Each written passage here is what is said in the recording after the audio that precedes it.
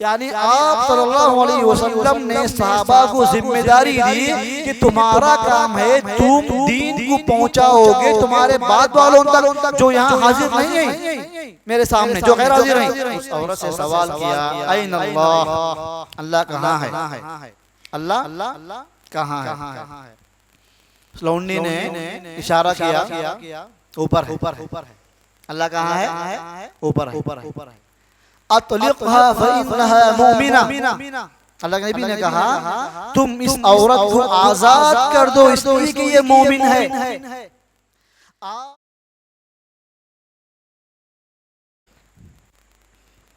السلام علیکم ورحمۃ اللہ وبرکاتہ۔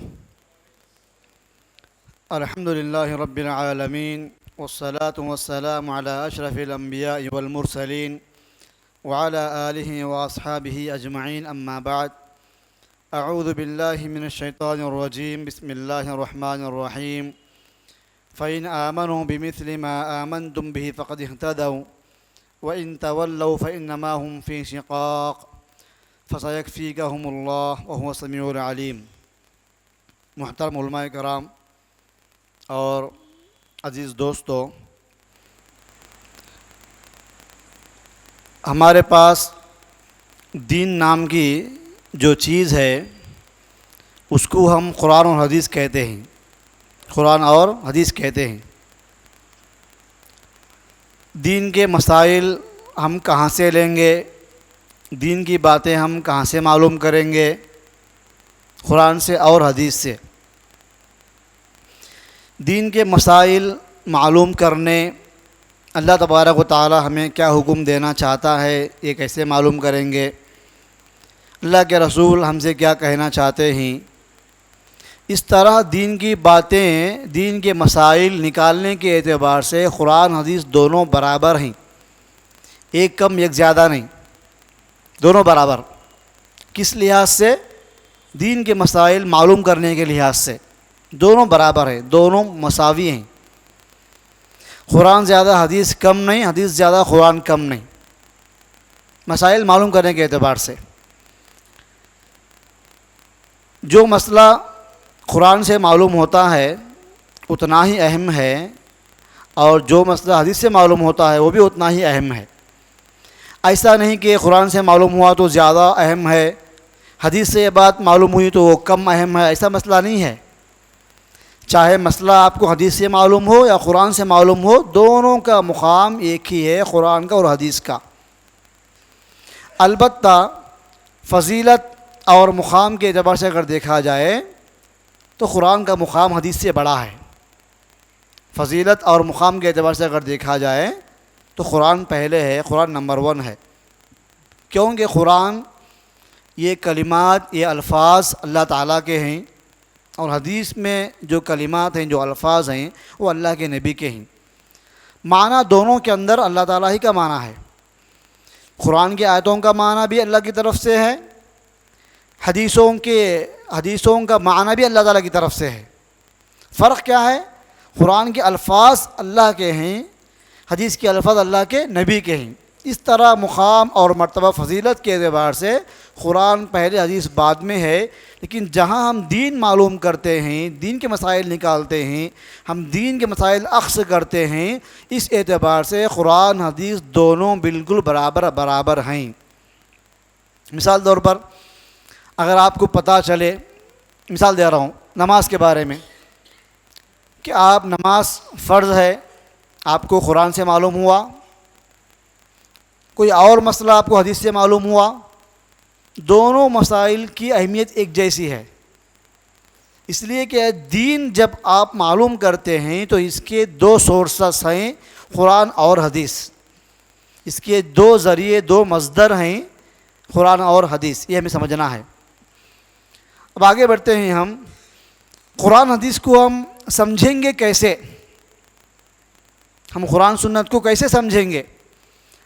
کیا ایسا ہے کہ آپ قرآن کی آیت پڑھے، جو آپ کو سمجھ میں آیا وہ عمل کر لیے؟ میں نے حدیث پڑھی، جو میرے دماغ میں اس کا معنی سمجھ میں آیا وہی معنی فائنل؟ ہر بندہ قرآن پڑھے گا، حدیث پڑھے گا، جو اس کو سمجھ میں آئے گا وہ اسی کا فہم ہے، اسی کی سمجھ ہے؟ ایسا ہے کیا؟ ایسا ہرگز نہیں ہے۔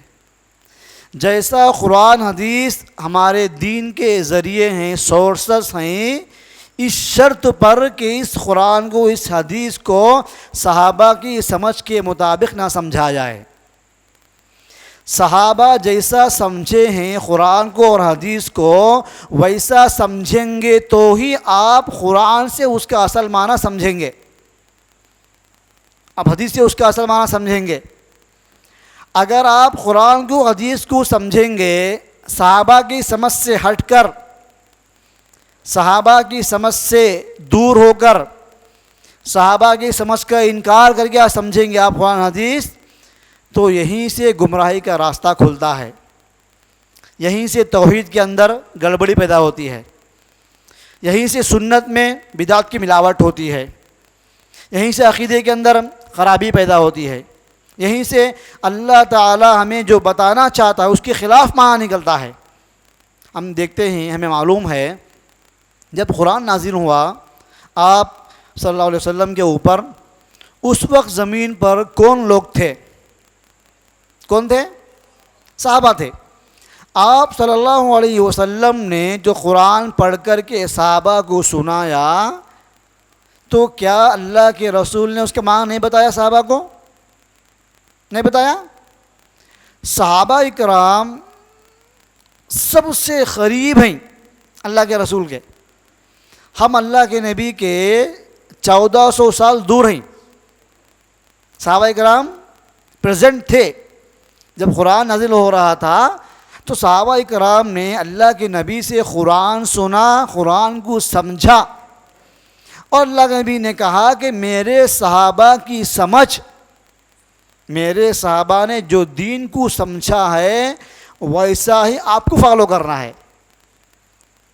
سورہ نساء کی آیت کریمہ ہے، اللہ تعالیٰ فرماتا ہے وَمَن يُشَاقِقِ الرَّسُولَ مِن بَعْدِ مَا تَبَيَّنَ لَهُ الْهُدَى وَيَتَّبِعْ غَيْرَ سَبِيلِ الْمُؤْمِنِينَ نُوَلِّهِ مَا تَوَلَّى وَنُصْلِهِ جَهَنَّمَ وَسَاءَتْ مَصِيرًا۔ جو نافرمانی کرے گا رسول کی، ہدایت واضح ہونے کے بعد بھی، حق معلوم ہوا تب بھی وہ اگر نافرمانی کر رہا ہے اللہ کے رسول کی، اور اتباع کرتا ہے مسلمانوں کے راستے سے ہٹ کر، مسلمانوں کے راستے کے علاوہ اگر فالو کر رہا ہے، تو ہم اس کو جہنم میں داخل کریں گے۔ غور سے سنو، اس آیت میں کہا گیا، اس آیت میں ان لوگوں کے لیے جہنم کی وعید سنائی گئی جو رسول کی نافرمانی کرتے ہیں اور مسلمانوں کے راستے سے ہٹ کر چلتے ہیں۔ جب یہ آیت کریمہ اتری، اس وقت کون مسلمان تھے؟ کون؟ صحابہ۔ یعنی جو صحابہ کے راستے سے ہٹ کے فالو کریں گے وہ جہنم میں جائیں گے۔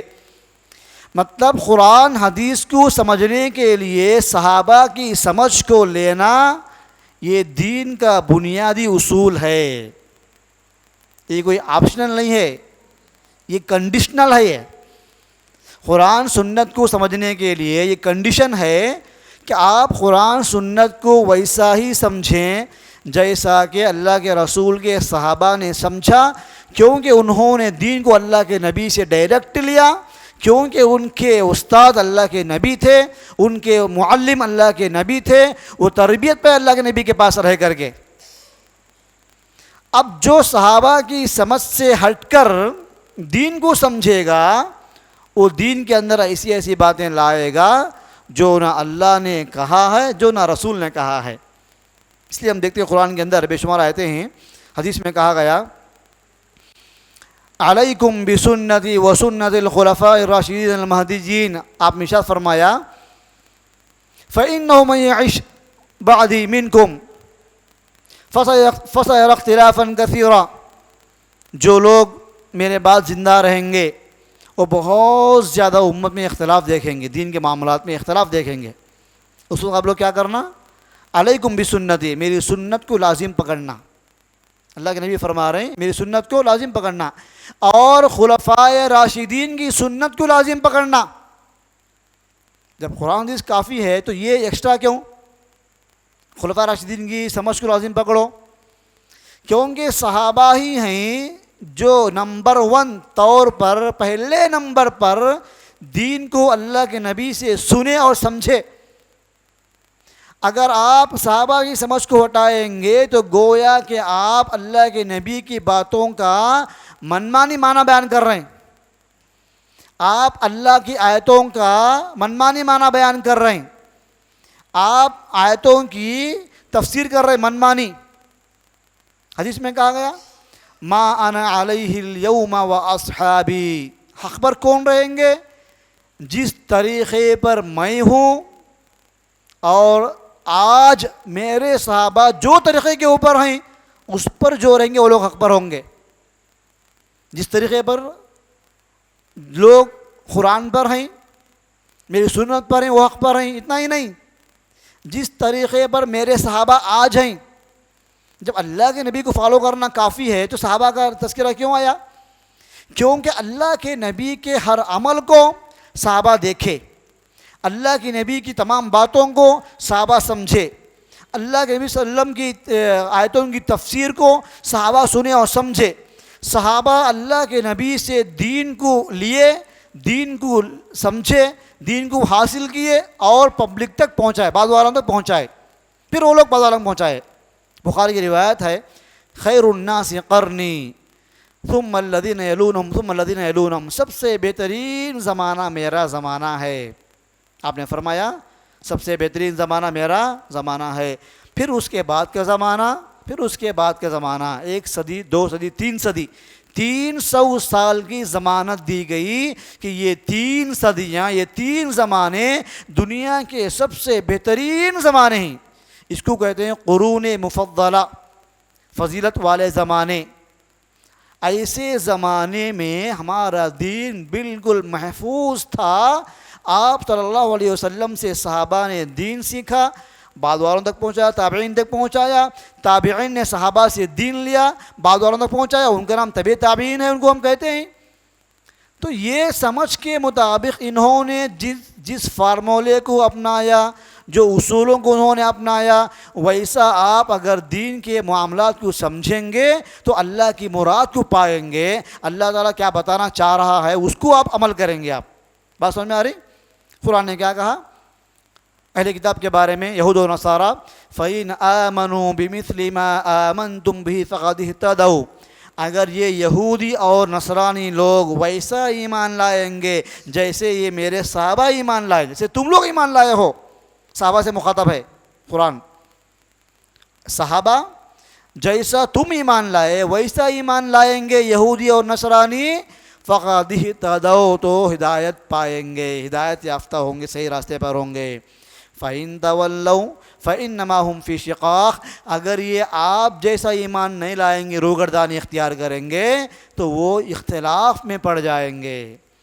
اختلافات سے بچنے کے لیے، دین کو سمجھنے کے لیے صحابہ کی سمجھ کو بنیاد بنانا یہ قرآن کی تعلیم، حدیث کی تعلیم ہے۔ مثال طور پر قرآن کی آیت کریمہ ہے الرحمن علی العرش استوى، رحمان عرش پر مستوی ہے، رحمان عرش پر مستوی ہے۔ بعض آیتیں ایسی ہوتی ہیں جو ہمیں سمجھ میں نہیں آتی ہیں، ان کو کہتے ہیں متشابہ آیتیں، آیتیں واضح نہیں ہوتی ہیں، ان آیتوں کی وضاحت، ان آیتوں کی تفسیر دوسری آیتوں میں ہوتی ہے۔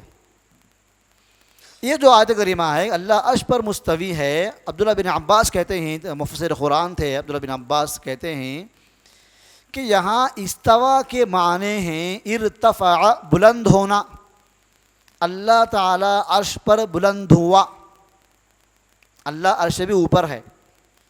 یہ صحابہ کی تفسیر، یہ صحابہ کا فہم ہے، یہ صحابہ کی سمجھ ہے۔ جو صحابہ کی اس سمجھ سے روگردانی اختیار کی ہے، صحابہ کے اس فہم کو چھوڑ دیے، کتنے ایسے لوگ دنیا کے اندر ہیں جو کہتے ہیں کہ اللہ تعالیٰ ہر جگہ ہے، اللہ تعالیٰ مسجد میں بھی ہے، اللہ دکان میں بھی ہے، اللہ فلاں فلاں جگہ ہے، نعوذ باللہ۔ تو کیا اس آیت کو صحابہ نہیں سمجھے تھے؟ ہے کوئی یہ ثابت کر سکتا ہو کہ صحابہ کا ایسا ماننا تھا اللہ تعالیٰ ہر جگہ ہے؟ صحابہ قرآن پڑھے لیکن قرآن سمجھے نہیں، یہ آیتیں اللہ کے نبی کے اوپر نازل ہوئیں، اللہ کے نبی آیتیں نہیں سمجھے؟ آپ صلی اللہ علیہ وسلم کے پاس ایک لونڈی کو لایا گیا، ایک صحابی نے ایک لونڈی کو لا کر پیش کیا، ان سے کچھ غلطی ہوئی تھی۔ آپ نے اس عورت سے سوال کیا، این اللہ، اللہ کہاں ہے؟ اللہ کہاں ہے؟ اس لونڈی نے اشارہ کیا، اوپر ہے۔ اللہ کہاں ہے؟ اوپر ہے۔ اطلقها فإنها مؤمنہ، اللہ کے نبی نے کہا تم اس عورت کو آزاد کر دو اس لیے کہ یہ مومن ہے۔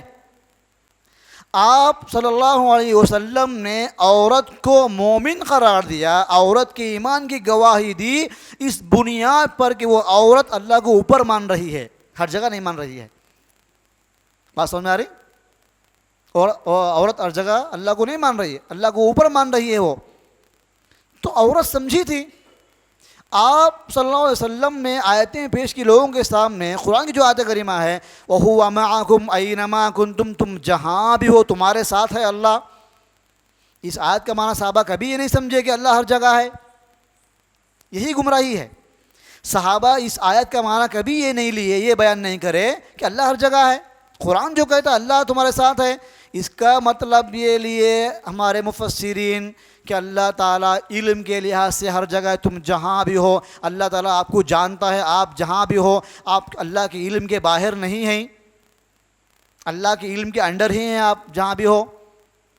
تو صحابہ اگر یہ سمجھے ہوتے اس آیت سے کہ اللہ ہر جگہ ہے تو بیان کرتے، اتنی بڑی بات صحابہ بیان نہیں کرتے۔ آپ صلی اللہ علیہ وسلم اس کا معنی بیان نہیں کرتے صحابہ کے سامنے۔ آپ صلی اللہ علیہ وسلم چھوٹی چھوٹی بات بیان کیے صحابہ کے لیے، دین سے متعلق بات، کہ آپ اتنی بڑی بات چھپائے تھے لوگوں سے کہ اللہ ہر جگہ ہے۔ تو صحابہ کی سمجھ، صحابہ جیسا سمجھے ویسا اگر آپ سمجھیں گے تو دین کو آپ صحیح معنی میں سمجھیں گے اور فرقہ بندی سے دور رہیں گے۔ دنیا میں جو بھی فرقے بنے، جو بھی جماعتیں بنی، اصل سے جو لوگ کٹے ان کی ایک ہی وجہ، ان کا ایک ہی ریزن ہے، وہ صحابہ کی سمجھ سے کٹے۔ جس اینگل میں صحابہ نے دین کو لیا، صحابہ جس انداز سے دین کو سمجھے، ان کی سمجھ کو اللہ کے نبی نے اتھینٹک قرار دیا، ہم نے اس کو چھوڑ دیا، فرقہ نیا بن گیا، ایک جماعت بن گئی دنیا کے اندر۔ بات سمجھ میں آ رہی؟ جب صحابہ کی سمجھ سے انسان اپنے آپ کو الگ کر لیا، ایک جماعت بن گئی۔ پھر میں آیا، میں خود سے قرآن سمجھا، میں ایک جماعت بنا لیا۔ اس طرح دنیا کے اندر مختلف منہج وجود میں آئے، مختلف دنیا کے اندر جماعتیں فرقے وجود میں آئے، مختلف عقیدے دنیا کے اندر وجود میں آئے۔ اگر یہ لوگ صحابہ کی سمجھ کو لازم پکڑتے، صحابہ کی سمجھ کے مطابق قرآن سنت کو سمجھتے تو گئے فرقے کبھی نہیں بناتے تھے۔ آئیے ہم دیکھتے ہیں کہ اللہ تعالیٰ نے کیا فرمایا صحابہ کے بارے میں۔ اللہ نے کہا رضی اللہ عنہم ورضوا عنہ، دین کو اللہ کے نبی سے لے کر امت تک پہنچانے میں سارے کے سارے صحابہ امانتدار ہیں۔ کسی ایک بھی صحابی نے دین کو پھیلانے میں، دین کو پہنچانے میں ذرہ برابر بھی کمی کوتاہی نہیں کی۔ آپ صلی اللہ علیہ وسلم نے جو دین صحابہ کو دیا، جیسا دیا وہ پہنچایا، ویسا پہنچایا۔ دلیل کیا ہے؟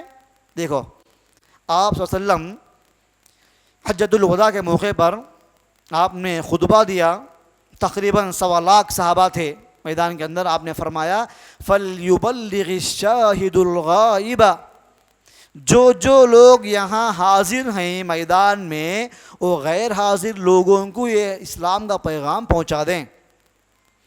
یعنی آپ صلی اللہ علیہ وسلم نے صحابہ کو ذمہ داری دی کہ تمہارا کام ہے، تم دین کو پہنچاؤ گے تمہارے بعد والوں تک جو یہاں حاضر نہیں ہیں میرے سامنے، جو غیر حاضر ہیں۔ آپ صلی اللہ علیہ وسلم نے صحابہ کو ذمہ داری دے کر کے یہ ثابت کیا، یہ میرے صحابہ دین کو جیسا لیے ویسا ہی پہنچائیں گے۔ یہ معنی ہے اس کا۔ اگر صحابہ جیسا دین لیے ویسا نہیں پہنچانے والے ہوتے تو آپ صلی اللہ علیہ وسلم کیسا کیوں بولتے آپ پہنچاؤ بول کے؟ آپ صلی اللہ علیہ وسلم صحابہ کو بولے تم پہنچاؤ دین کو، مطلب آپ نے صحابہ کے بارے میں یہ یقین تھا آپ کو، بلکہ آپ یہ مانتے ہیں اللہ کے نبی کہ میرے صحابہ دین کو ویسا ہی پہنچائیں گے جیسا مجھ سے دین لیے ہیں۔ اسی لیے سارے علماء کا اس بات پہ اتفاق ہے، الصحابۃ کلہم عدول، صحابہ تمام کے تمام دین پہنچانے میں امین ہیں، انصاف پسند ہیں۔ صحابہ تمام کے تمام اس بات پر اتفاق ہے سارے علماء کا کہ صحابہ دین کے معاملے میں اتھینٹک ہیں، مستند ہیں، ان پر کوئی کمنٹس کرنے کا کسی کو پرمیشن نہیں ہے، ان کے اوپر کوئی تنقید نہیں کر سکتا، ان کی عدالت پہ ان کی سچائی پہ کوئی اعتراض نہیں کر سکتا، ان کے دین پہنچانے کے معاملے کو لے کے کوئی کریکشن نہیں کر سکتا، ان کے دین میں کوئی صحیح غلط کی فرق نہیں کر سکتا۔ سب یقین کرنا ضروری ہے سارے مسلمانوں کو کہ صحابہ نے دین اللہ کے نبی سے لیا، اللہ کے نبی نے صحابہ کو ذمہ دار بنایا کہ آپ میرے دین کو پہنچانے والے ہیں بعد والوں تک۔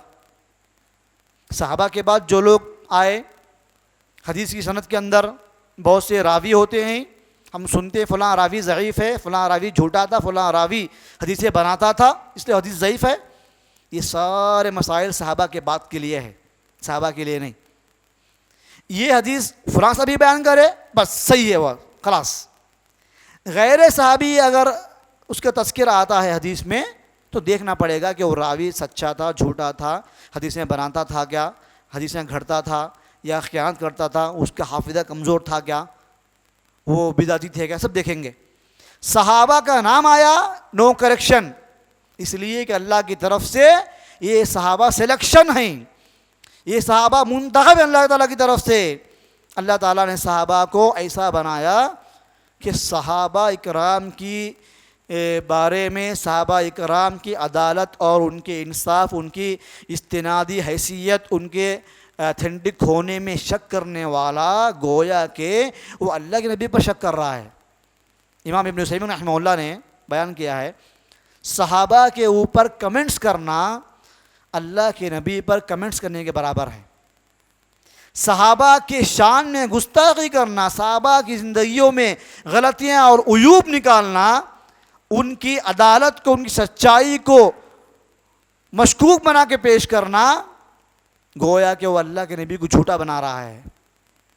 اور اللہ کے نبی پر کمنٹس کرنا، اللہ پر کمنٹس کرنا ہے، اللہ پہ تنقید کرنا ہے۔ کیسے؟ صحابہ کے بارے میں اگر کوئی یہ سمجھتا ہے کہ صحابہ دین جیسا لیے ویسا نہیں پہنچائے، کچھ اونچ نیچ کیے، کچھ کمی بیشی کیے، تو یہ اعتراض صحابہ کے اوپر نہیں ہے، یہ اعتراض انڈائریکٹلی اللہ کے اوپر ہے۔ کیسے؟ ابن عثیمین کہتے ہیں صحابہ کے اوپر تنقید کرنا ایسا ہے گویا کہ وہ رسول پہ تنقید کر رہا ہے۔ رسول پہ تنقید کرنا اللہ پہ تنقید ہے۔ کیسا؟ اگر آپ صحابہ کی زندگیوں پر تنقید کریں گے، صحابہ کے اتھینٹک ہونے پہ شک کریں گے، تو مطلب یہ نکلا کہ آپ صلی اللہ علیہ وسلم نے ایسی جماعت کو اپنے ساتھ رکھا جو جماعت خیانت کر رہی ہے، جو جماعت دین پہنچانے میں کمی بیشی کر رہی ہے، جو جماعت دین کو کم پیش کر کے پہنچا رہی ہے۔ تو آپ صلی اللہ علیہ وسلم نے اتنا بڑا جرم کیا ایسی جماعت کو ساتھ رکھ کر، تو نبی کے اوپر کمنٹس ہے۔ اللہ کے اوپر کیسے کمنٹس ہے کہ اللہ تبارک و تعالیٰ نے اتنی بری جماعت کو صحابہ کا ساتھی بنایا، اللہ اکبر، نعوذ باللہ من ذالک۔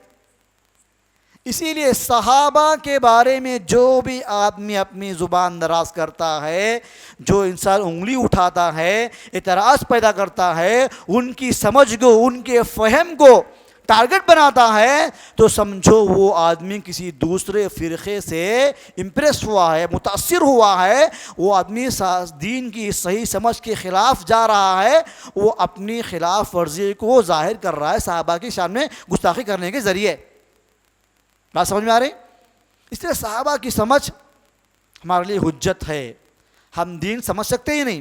قرآن کی ایک آیت کریمہ ہے، وَإِن كُنتُم مَرْضَىٰ أَوْ عَلَىٰ سَفَرٍ، اس کے بعد أَوْ لَامَسْتُمُ النِّسَاءَ فَلَمْ تَجِدُوا مَاءً فَتَيَمَّمُوا صَعِيدًا طَيِّبًا۔ اگر آپ بیمار ہیں یا آپ نے عورت کو چھوا ہے، عورت کو آپ چھوئے ہیں، آپ کے پاس پانی نہیں ہے، تو آپ تیمم کر لو، آپ تیمم کر لو۔ اگر آپ نے اپنی بیوی کو چھوا ہے، چھونا، ٹچ کرنا، یہ لفظ کا معنی ہے۔ عبداللہ بن عباس کہتے ہیں اس آیت میں چھونے سے مراد بیوی سے ہم بستری کرنا ہے، بیوی سے ہم بستری کرنا ہے۔ یہ کس کی تفسیر ہے؟ عبداللہ بن عباس کی تفسیر ہے۔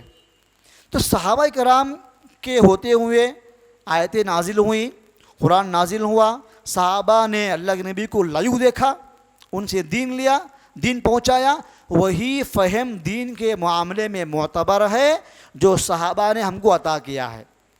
اسی لیے بڑی بڑی وعیدیں آئی ہیں جو صحابہ کی شان میں گستاخی کرتے ہیں۔ فہم صحابہ کے بغیر ہمارے پاس کیا ہے؟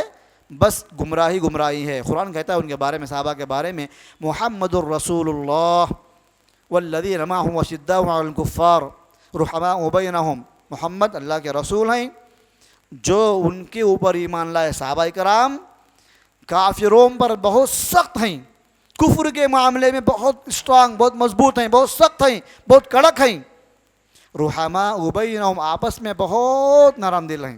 پھر کہا گا تم دیکھتے ہو صحابہ کے بارے میں، صحابہ زیادہ سجدے کرنے والے، زیادہ رکوع کرنے والے، تم دیکھو گے ان کی پیشانیوں پر سجدوں کے نشان ہوتے ہیں۔ تو صحابہ کے عمل صالح، صحابہ کے اعمال صالحہ، صحابہ کے بلند و اعلیٰ اخلاق و کردار، صحابہ کا کیریکٹر، صحابہ کا دنیاوی غرض و غایت سے پاک ہو کے دین کی سچی تبلیغ کرنے کا جذبہ، یہ ساری باتوں کی تصدیق قرآن کرتا ہے۔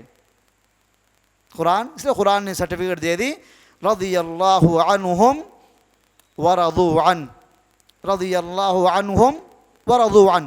اس آیت کے نازل ہونے کے بعد، اس آیت کو پڑھنے کے بعد صحابہ سے جو بھی انسان ہونے کے ناطے جو چھوٹی موٹی غلطیاں ہوئی، ان غلطیوں کو یاد کر کے ان کو برا بھلا کہنا یا ان پہ طنز کسنا یا ان پہ اعتراض کرنا خود اس آیت کے خلاف ہے۔ ہم کو دعا سکھائی گئی، ربنا اغفر لنا ولاخواننا الذین سبقونا بالایمان، اے اللہ تو ہمیں بخش دے، اے اللہ تو ان بھائیوں کو بخش دے جو ہم سے پہلے گزر چکے ہیں، یعنی صحابہ کرام۔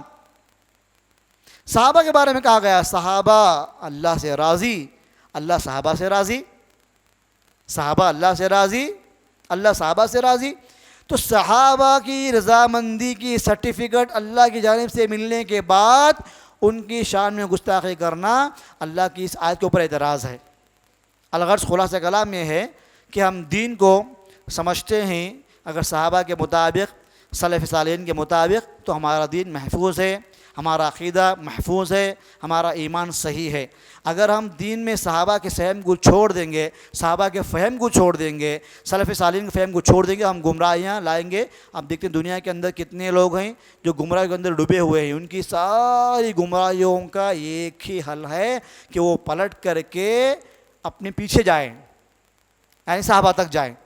بعد کے لوگ بہت سی چیزیں ایجاد کریں، آپ صلی اللہ علیہ وسلم کی عزت کرنا ہم سب کی ذمہ داری ہے، نبی صلی اللہ علیہ وسلم کا احترام ہر مسلمان کی اوپر ذمہ داری ہے، نبی صلی اللہ علیہ وسلم کی محبت دل میں ہونا ایمان کا حصہ ہے، نبی کی تعظیم ایمان کا حصہ ہے، نبی کا احترام، یہاں تک کہا گیا کہ آپ نبی کے سامنے ان سے اونچی آواز سے بڑھ کے بات مت کرو۔ ایک صحابی ایسے تھے جن کی آواز بہت بلند و بالا تھی، تو آپ صلی اللہ علیہ وسلم کی محفل میں آنا چھوڑ دیے یہ آیت اترنے کے بعد۔ اگر میری آواز آپ کی آواز سے اونچی ہو جائے گی تو اللہ کہتا ہے کہ عمل ضائع ہو جائیں گے، اتنا احترام۔ اب لوگوں نے یہ کیا کہ اللہ کے نبی کا احترام کرنا ہے تو میلاد النبی بناؤ، میلاد النبی، اللہ کے نبی کا برتھ ڈے مناؤ۔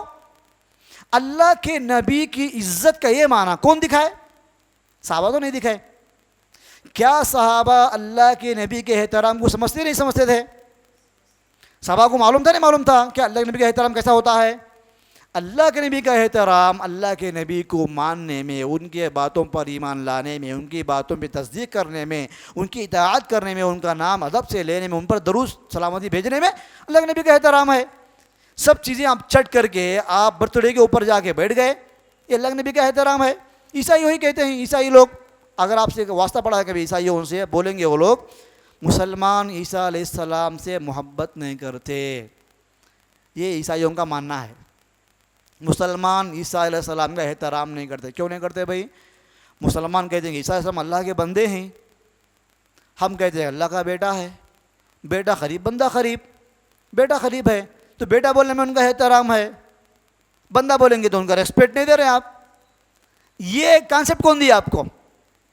خود عیسیٰ علیہ السلام کو اللہ کا بندہ ہونے پر کوئی تکلیف نہیں ہے.